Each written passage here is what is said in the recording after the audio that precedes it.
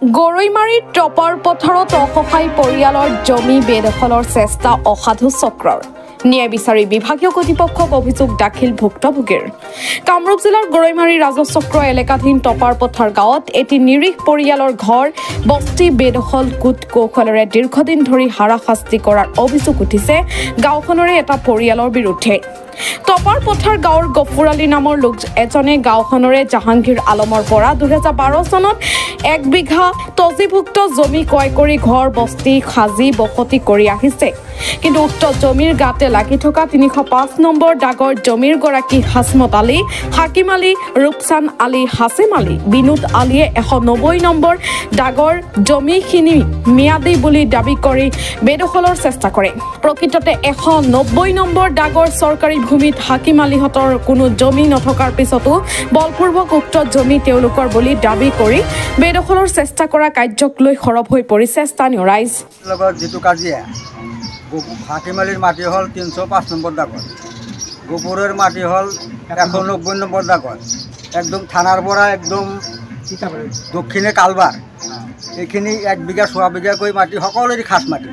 ময়ো খাস মাটি যে বহি আছো মই গোপুৰৰ অলপ উত্তৰ ফালে মোৰো 1 বিঘা 9 মাটি খাস আছে এৰ মধ্যে মেডিটেডি নাই কিন্তু এনেই হাৰাশাস্তি কৰি আছে হাকিম আলী আৰু হাসমতে সিহঁতৰ লাগে ৰাস্তা ঘাট ইয়াতে নাছিল মোৰ 50 বছৰ 60 বছৰ বয়স হল মই ইয়াতেই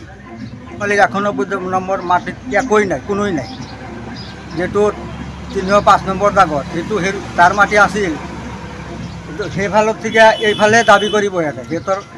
মাটি হল পূবফালে আৰু সেইটো হল পশ্চিম ফালে ওপৰত আহে আৰু এই গোবৰে কাম কৰে ঘৰত কাম কৰে এই কেছ কৰি আছে মণ্ডল অফিসত যাই আছে কিবা যাই আছে পুলিচৰ টকা দি ফেলে আনি ফেলে পুলিচ আহে মানা কৰি থৈ যায় কি অধিকাৰ আছে ঘৰৰ কাম বন্ধ কৰিব কাৰণে